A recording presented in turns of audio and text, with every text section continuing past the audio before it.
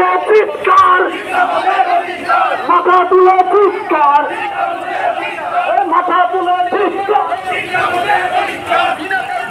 সরকারি শিক্ষা প্রতিষ্ঠানগুলিকে বন্ধ করে আমরা মানছি না, মানব না। যুব কংগ্রেস রাজ্যের সরকারি শিক্ষা প্রতিষ্ঠানগুলিকে বন্ধ করা হচ্ছে কেন? মুখ্যমন্ত্রী রাজ্যের সরকারি শিক্ষা প্রতিষ্ঠানগুলিকে বন্ধ হচ্ছে কেন? মুখ্যমন্ত্রী জবাব চায়, জবাব তোমায় দিতে হবে, জবাব তোমায় দিতে হবে। শিক্ষামন্ত্রী শিক্ষামন্ত্রী জবাব চাই, জবাব চাই।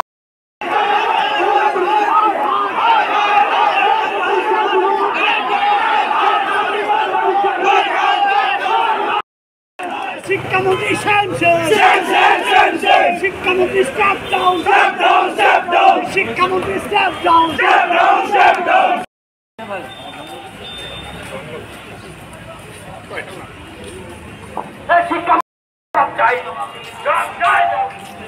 বিদ্যালয়গুলি বেসরকারি হচ্ছেন কাজ করতে বিচার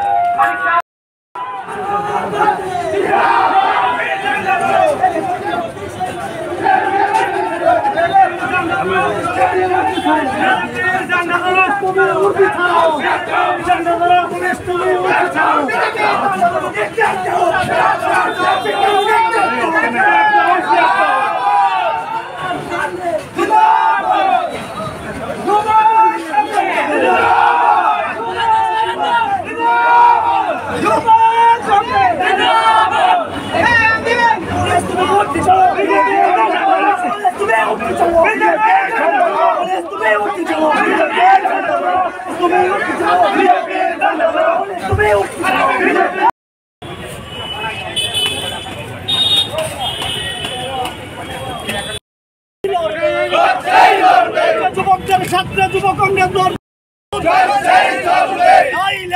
আন্দোলন এই ছাত্র ছাত্রীদের সাথে ছাত্র যুবক তোমায় দিতে হবে, সংগ্রাম।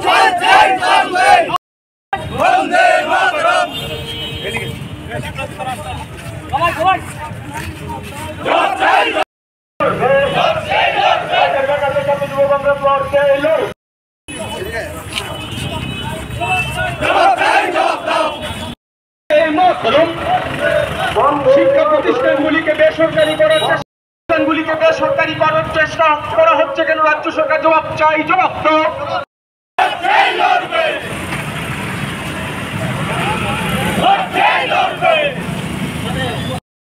রাজ্যের নানা প্রান্তে প্রায় 160টির মতন স্কুলকে বন্ধ করে দেওয়া হচ্ছে।